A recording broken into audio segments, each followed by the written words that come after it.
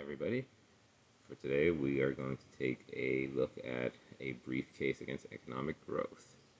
Often, I see in textbooks very clear arguments made in favor of why economic growth is a net benefit, and I just wanted to balance and hardly really balance that out with the downsides of what we've seen accompany economic growth.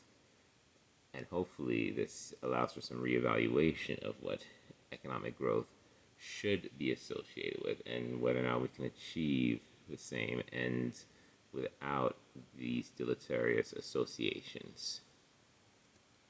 So, first, I wanted to show you two maps. The first map is of GDP per person in 2017 across the globe.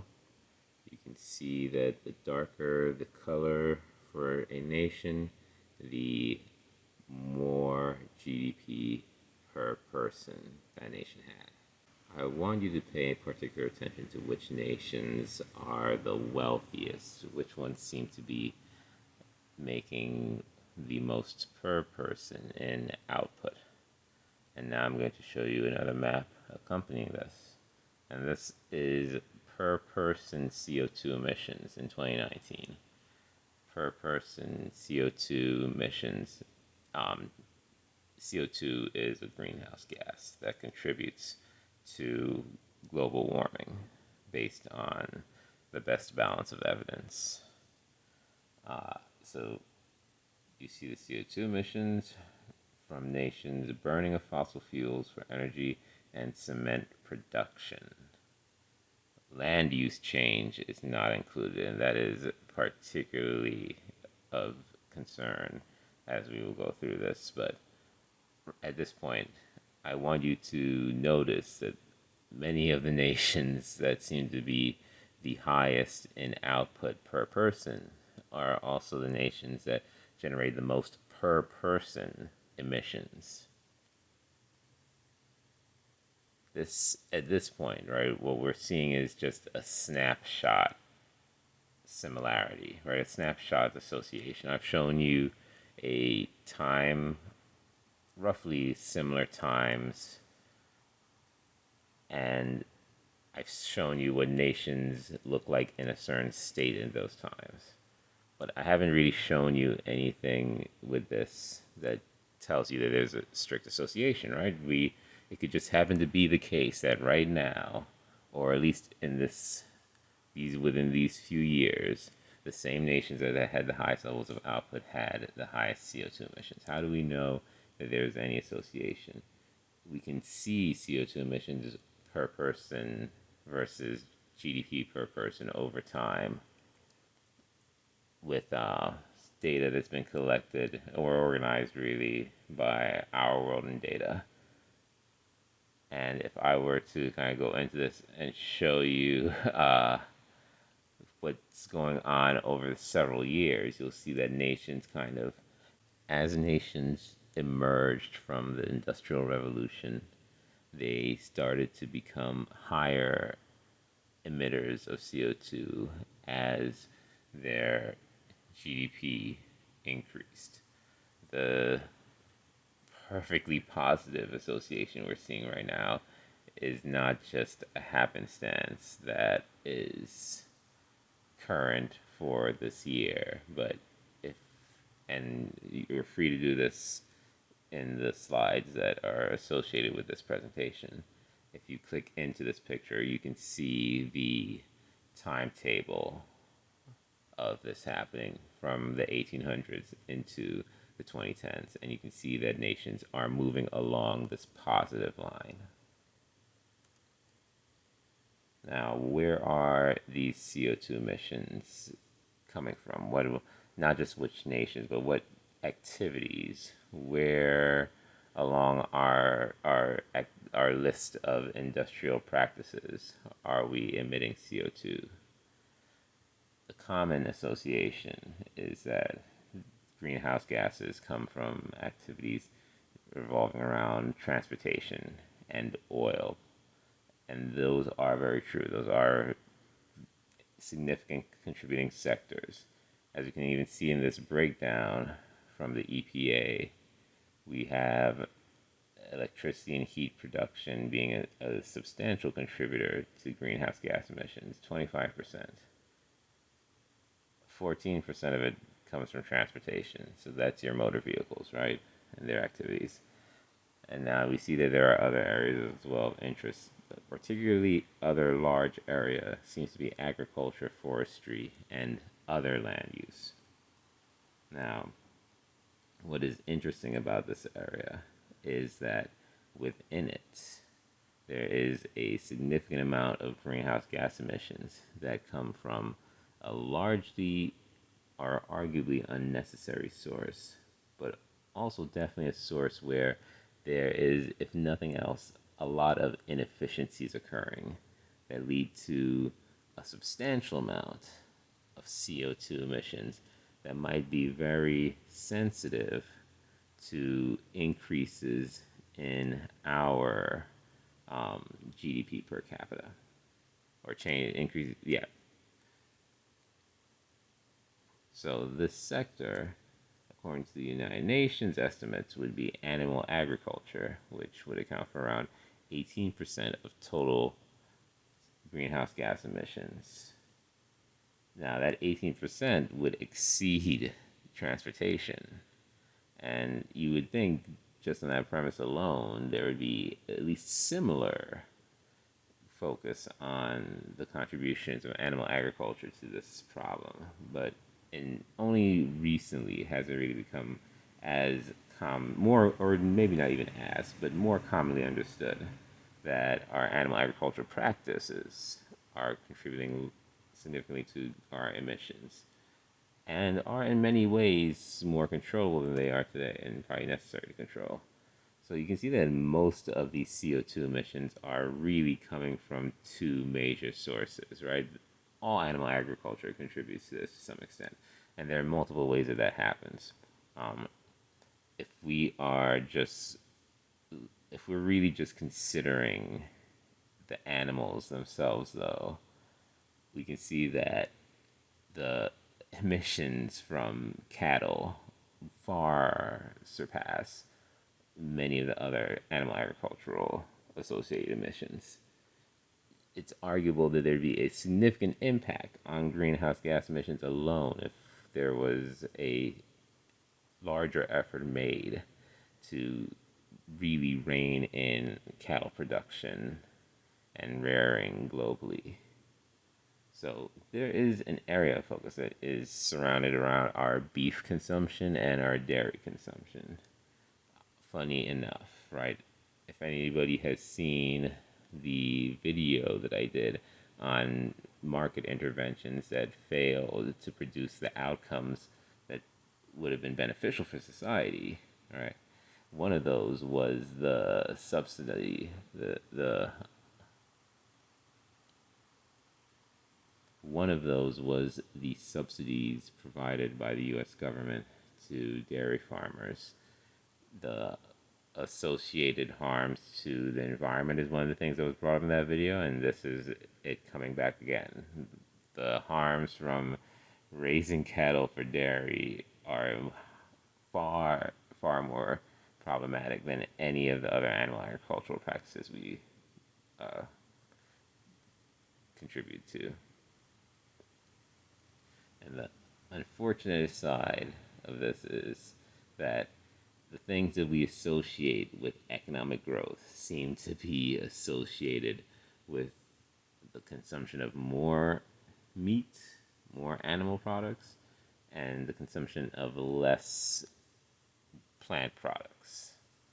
So population growth is one of those things that we typically as economists associate or see associated with economic growth in simple terms. My videos on demographic transitioning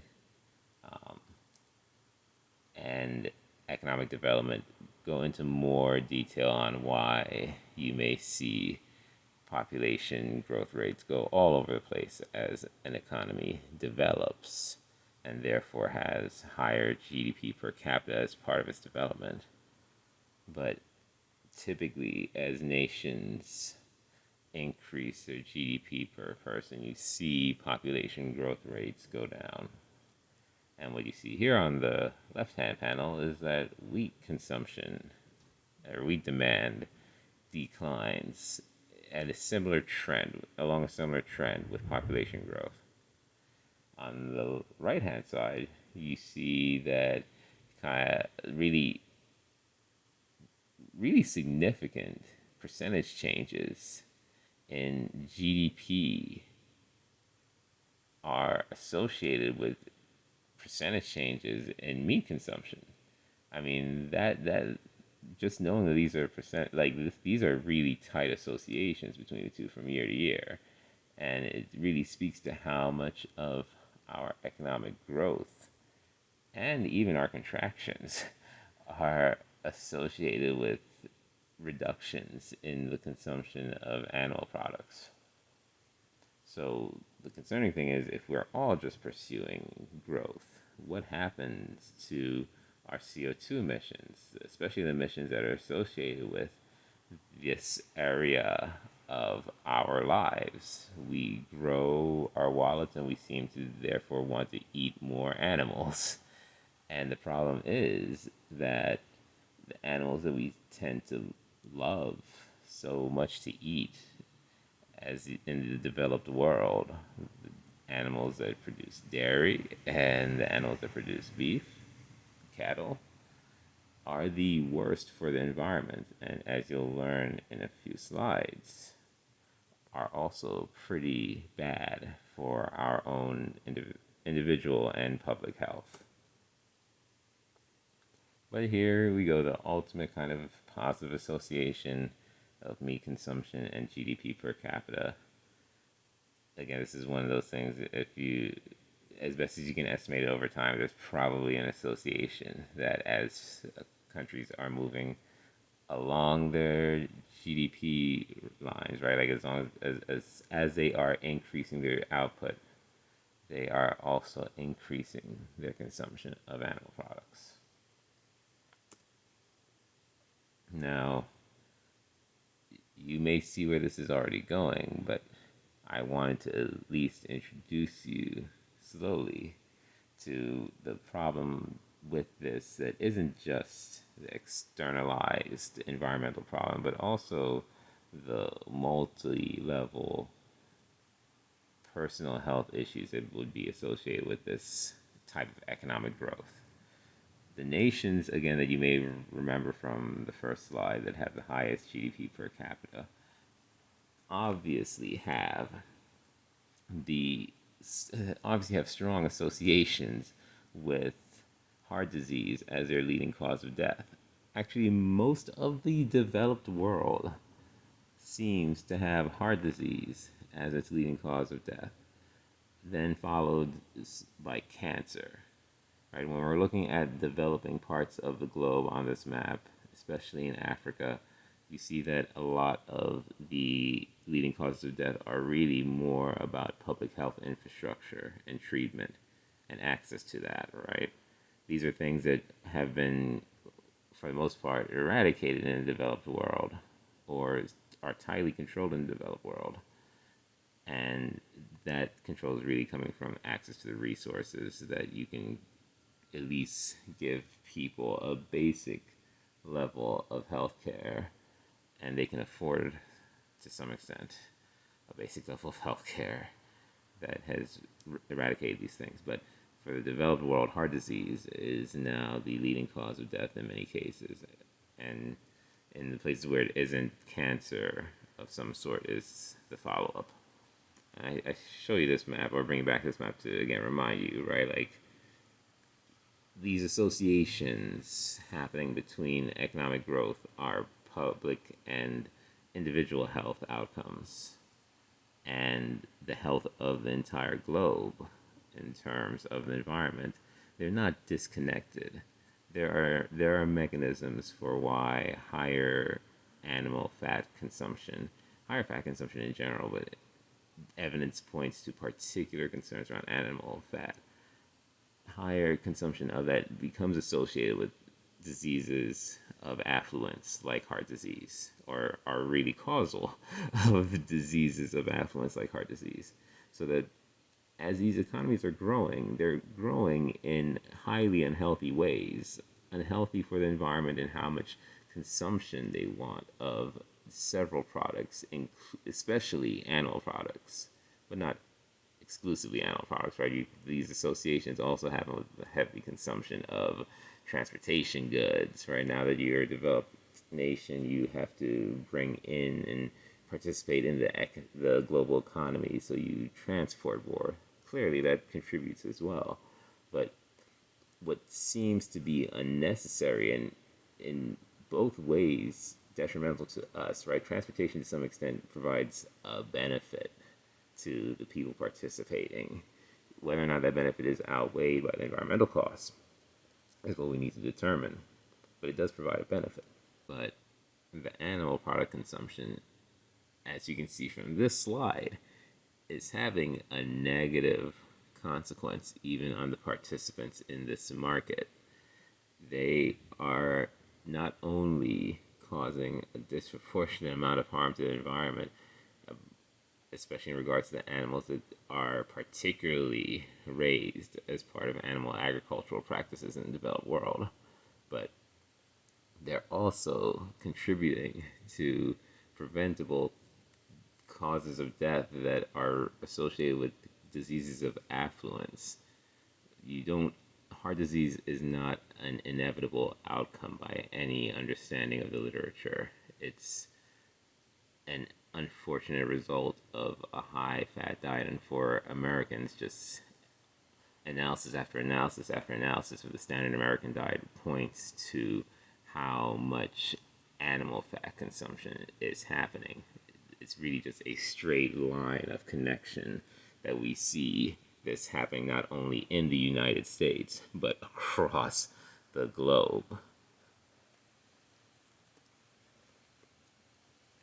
At the same time, there are other associations that are a little bit weaker, but seem to still somewhat point to the possibility that other diseases of affluence, like diabetes, also associated with economic growth, or at least higher GDP per capita output. Often we had the narrative that diabetes is just something that is associated with high consumption of simple sugars. And that definitely is a contributing factor in multiple ways to diabetes prevalence. But what you see as the kind of mechanistic cause of diabetes and really traces back again to a high fat diet. What we associate on our plate as being high simple sugar foods are also often high fat foods, and we tend to forget that that pairing is also what's the most dangerous about them, right? Donuts are not just sugary. There is a lot of fat per weight that goes into the production of a donut, that goes into the production of cake. These things that we associate as being part of an unhealthy diet for the vulnerabilities that it leaves you with to diabetes, but it's a twofold punch. It's the simple sugars interacting with the high fat as a typical part of the standard American diet that makes diabetes such a prevalent possibility for many Americans.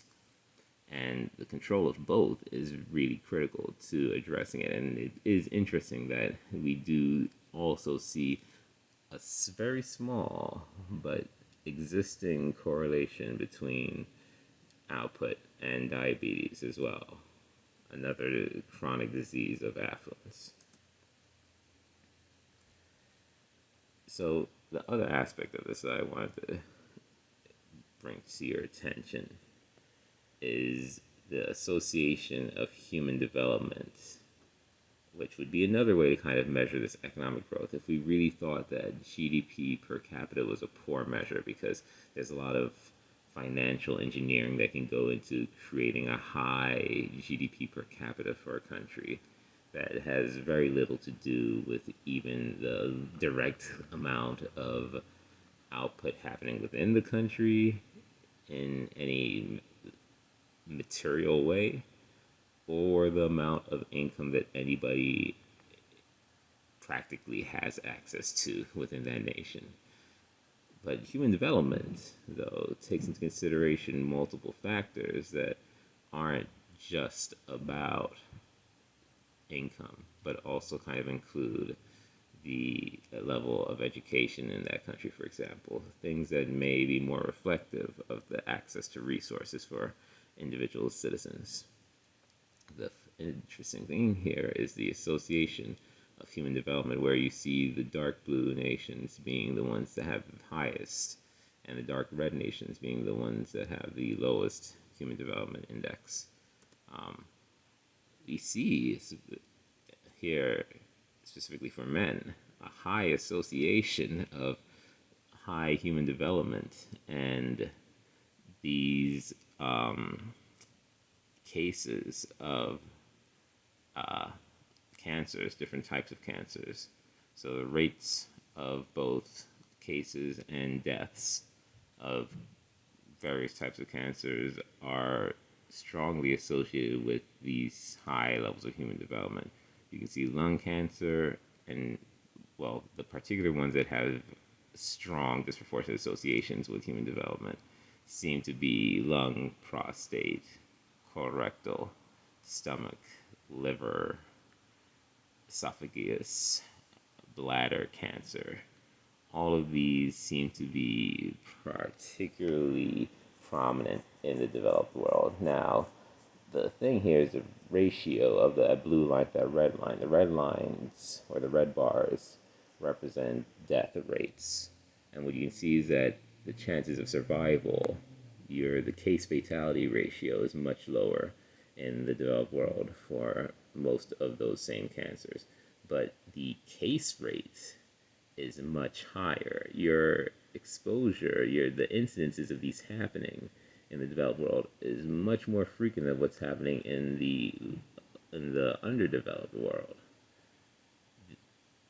The comparison is striking in many cases, and it does really make you wonder how much of development, how much of this economic growth is becoming associated with chronic illness through multiple mechanisms, right? This isn't just exposure or consumption of animal products, which I'm sure does contribute largely to this, but obviously there are pollutants that are increasing our likelihood of lung cancer, right? We know that microplastics have been found everywhere across the globe, and it's possible that that is contaminating not only our environment but also our bodies, and that we may be seeing the result of our contamination of the environment translating through these high cancer rates in the developed world in particular.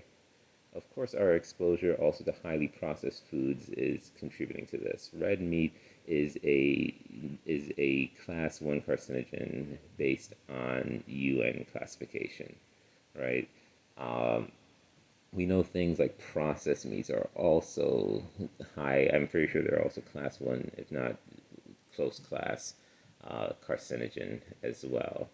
And they make a substantial part of the standard American diet, as well as the standard diet in many parts of the developed world. It's no wonder then that if this is interacting with other parts of our environment and other carcinogens, that in the highly developed world, even if we're all exposed to some of these carcinogens, the highly developed world is making its case rates worse by combining that with other factors associated with economic growth that are really driving cancer. You see similar with women as well in these cases. I mean, in particular, breast cancer is disproportionately more frequent in the developed world, even though the case fatality ratio, your chances of survival, are much better in the developed world. Of course, I'm sure access to medical resources are a large part of that. But, when you're looking at rates for things like lung cancer, that seems to be clearly associated with something happening in the developed world. Like women and lung cancer in this breakdown are clear. Case fatality ratios are better, but the frequency and the deaths are much more likely in the developed world. So these are in many ways, these are concerning patterns, and it really should make us reconsider, is our economic growth and our approach to economic growth really having a harm on our public health, our environmental health? And is there a better way to go about this? It's not only just these chronic diseases either that may seem like they are individual concerns. We have to consider also the association with economic growth and really the spread of infectious diseases. Pandemic events used to occur roughly every 400 to 300 years until the Western world entered the industrial age. Then it became nearly every 50 years. And after the turn of the last century, every few years, really, and you can see it on this timeline that I have to the left, how these little fuzzballs that really represent different graphical representations of these viruses, as the frequency of these things cluster after we start to pass the 1800s with the cholera 6 outbreak in 1817, and just the frequency of them thereafter, it does beg the question of what happened after the 1800s to cause pandemics to become so frequent. One of the things is the commercialization of air travel. We started to become much better at crossing oceans. And in the case of things like COVID-19, even though spread on airplanes at this point is understood to be less of a health concern than we previously thought, the spread by airplanes is probably still just as problematic as it ever was considered to be. You could easily hop from one part of the globe to the other part of the globe, and within a few hours of being infected in one country, really introduce an infection to a whole new set of people in another country. That definitely has allowed for these viruses to spread more rapidly, to become pandemics in the first place. But it also does probably contribute to the possibility of mutations, and the ability to mutate into something that is pandemic wide. It becomes more possible as you introduce the virus to more potential subjects that it could interact with. And air travel makes that much more possible because we can get everywhere now very quickly. But also, our practice of deforestation, we became better at deforesting with the byproduct of industrial production. And, there are certain viruses that we know are directly related to our intense industrial practices in natural environments. So, for example, HIV/AIDS, we suspect, was the result of the interactions of human beings with animals in different parts of Africa through deforestation practices that inevitably led to bushmeat practices and the consumption of certain animals that probably allowed for viruses to mutate until they became HIV. That's the best, at least, origin story that science has provided for us at this point, and it is a common mechanism from what we understand for viruses that were typically just bouncing around animals in the wild to start to mutate into viruses that can start to bounce around human beings as well in our environments. And then there's also the part of this that we contribute to directly with our animal agricultural practices, factory farming, as you can see in that picture. But if you were not aware, creates ample opportunities for various kinds of viruses to replicate and mutate and really lead to potential pandemics. Bird flu and swine flu, we know, are directly connected to these practices and are exacerbated in their different strains by these same practices. There are fears among various scientists that our factory farming practices could lead to the next kind of cataclysmic viral outbreak, because really what you're providing a virus here is millions of opportunities to interact with other kinds of viruses and with different types of animals, or at least different um, animals that are not genetically identical, and therefore it has a chance to kind of practice, adapt, evolve, mutate.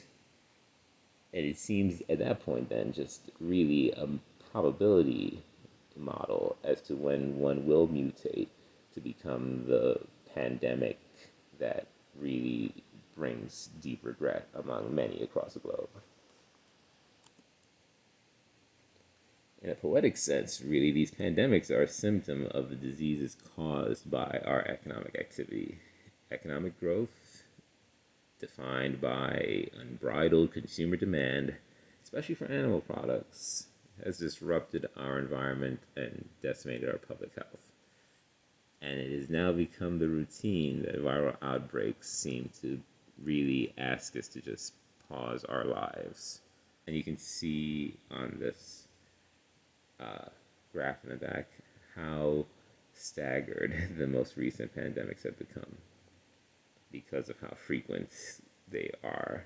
And there are several that overlap and continuum. Like, we still are in the HIV/AIDS pandemic, as we are in the MERS pandemic, as we are in the COVID-19 pandemic.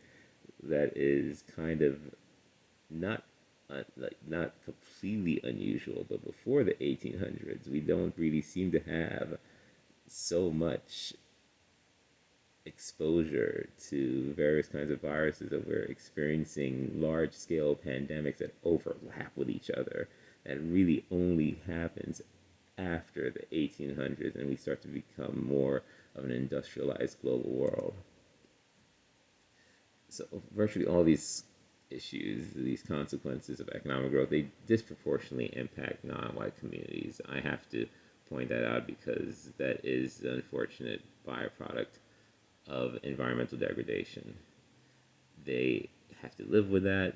They have to live with higher instances of non-communicable diseases that are typically connected to how our inequality creates lower class, or allows for the existence of generational lower class residents who are perpetually in states of poverty, have to make economic choices while in states of poverty, and are typically making inefficient and deleterious to their own health economic choices around food products that they have to consume, and other really consumption choices that are lower quality products that typically also harm their health. But the food products in particular are very deleterious and clearly contributing to disproportionate levels of chronic disease among these communities of color.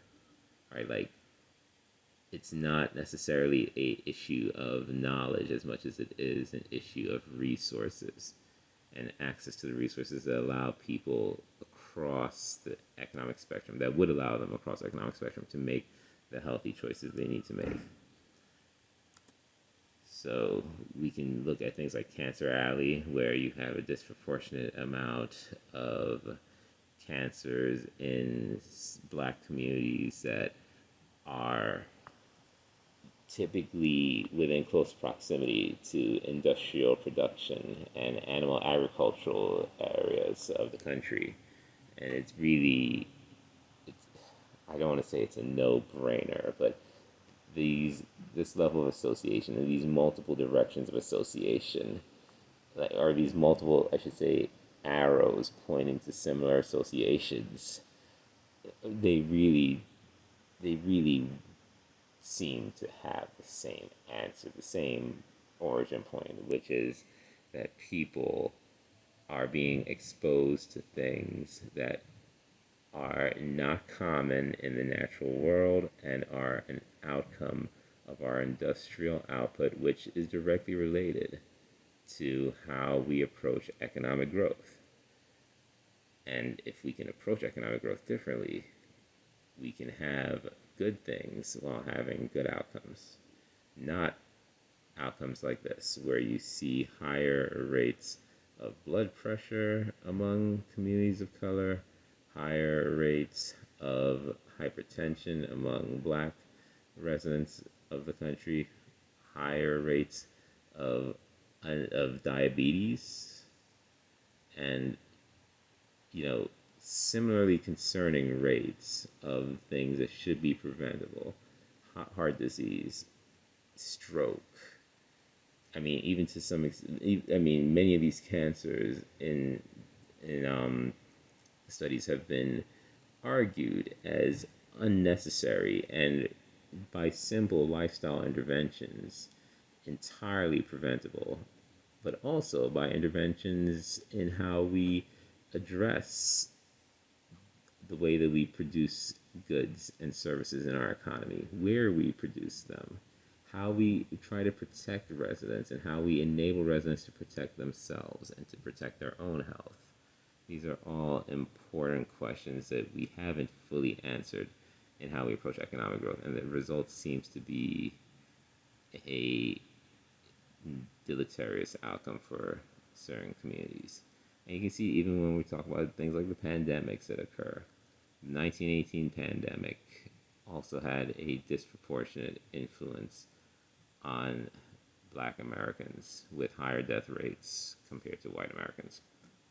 And that really speaks to how there are multiple levels to our economic growth that are endangering the outcomes for some Americans, and that should be concerning to all Americans. But even as a global citizen, this is happening in many parts of the globe, and perhaps it means that as global economic participants in this global community, our global economy, we need to really reconsider what economic growth means for all of us.